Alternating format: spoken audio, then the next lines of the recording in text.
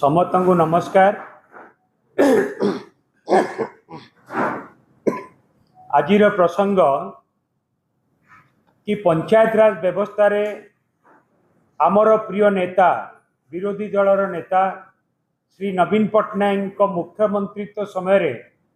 किपरि भाव में विकासमूलक कार्य त्वरान्वित होउतिला, लोक माने एथिरु सुफल पाउतिले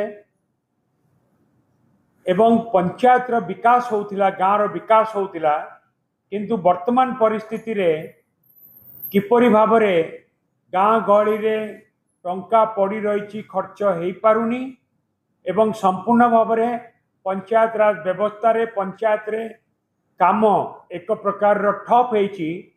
से विषय रे मु आपण मानक पाखरे उपस्थापन करिया पई चाहे।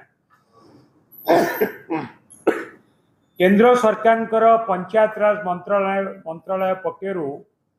2023-24 जेतेबेले बिजू जनता दल सरकार थिला, से समय पंचायत रो कार्यक्रम को लेकिन एक सूचना से माने प्रकाश करचंदी। से सूचना अनुसार किपरि भाव में ओडिशार विभिन्न पंचायत उच्च स्थान रे रहउथिला विकास क्षेत्र रे,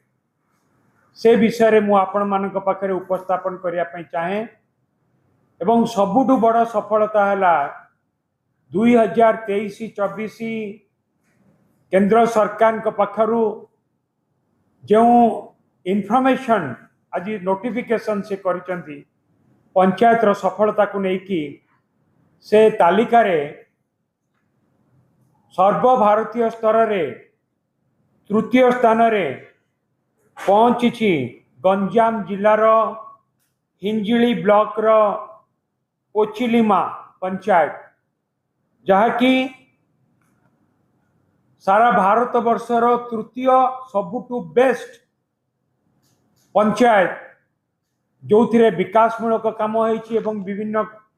विभिन्न प्रकार कथा को लेकिन जोटा आकलन करा जायची, से कथा को मु कहिया पई चाहे। जेतेबेले केंद्र सरकार आकु आकलन करिसंती, सेतेबेले दारिद्र्य दूरीकरण, स्वास्थ्य, जल उपलब्धता, स्वच्छता, महिला और शिशु अनुकूल भली 9 प्रकार मानदंड को लेकिन एक कथा को विचार को करा जायछि। एवं सेतिरे सर्वभारत स्तर रे तृतीय स्थान रे रही हिंजिली ब्लॉक रो पोचिलीमा पंचायत,